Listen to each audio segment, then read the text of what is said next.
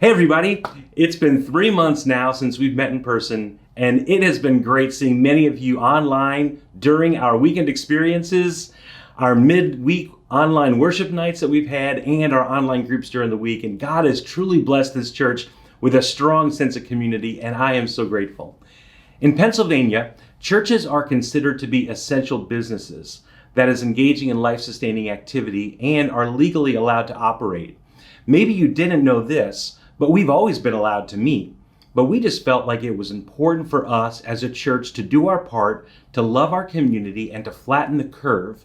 And we've done that well. Now it's time for us to re-engage as a tribe and as a community and continue to be the church. And can I just tell you, I am so proud to pastor this church.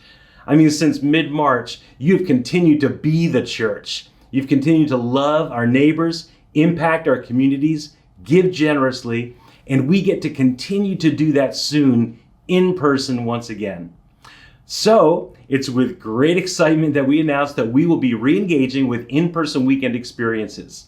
In light of Pennsylvania's recent move to the yellow phase, we are beginning our building re-entry plan at all 6 campuses with appropriate safety precautions. In addition to the re-entry plan given to us by our state and the CDC, we have listened to the results of the recent church survey that we sent out, and 60% of the 777 households who filled out the survey indicated a readiness to begin to gather and reconnect on campus and to reopen the buildings.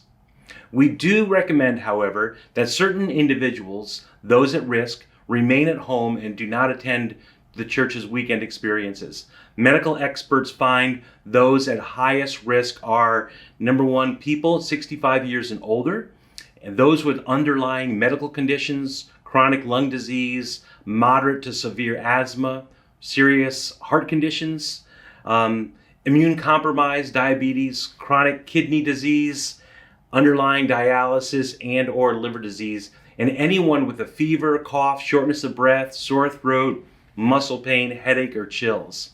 Please know that if you are part of the population considered vulnerable, or if you are uncomfortable coming in person, just understand that's okay.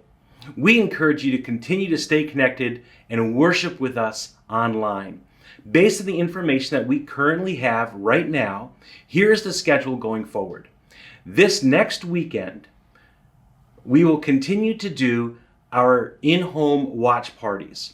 So on June 20th, 21st, and 22nd, we're encouraging as many of you that are ready to have a gathering in your home of up to 25 people and worship together with the online broadcast. And then on June 28th and July 5th, we will have Serve Team campus watch parties. On these Sundays, we're inviting all of our Serve teams, those who feel ready, to meet in person at your campus for a larger watch party.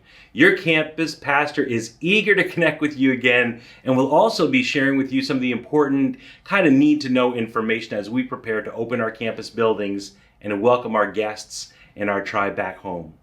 Please bring your kids. We'd love to have your entire family. However, we will have no kids ministry in operation on those Sundays, but we will have comfort rooms if your child gets a little squirmy. Then on July 12th and the 19th, we are going to be having all campus watch parties on these Sundays. Those are the days that we're going to be opening our buildings for watch parties, and these Sundays will be just like the online experience, but you'll just be watching it on a really big screen with a mess of your closest friends. Still no kids ministry that day until July 26th. That's the date that we're shooting for to have live experiences. Our plan is to meet again in person for those who are ready to take that next step and to go live on that date.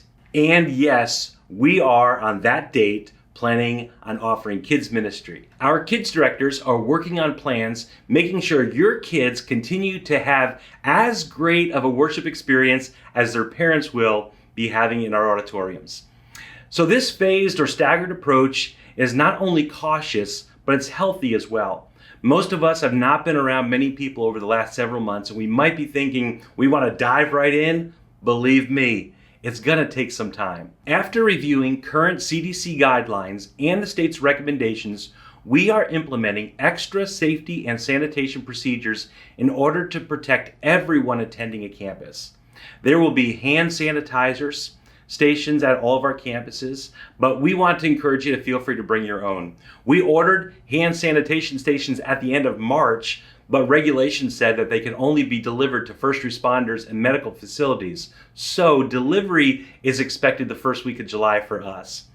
We plan to have ongoing sanitation in all areas before and after each service.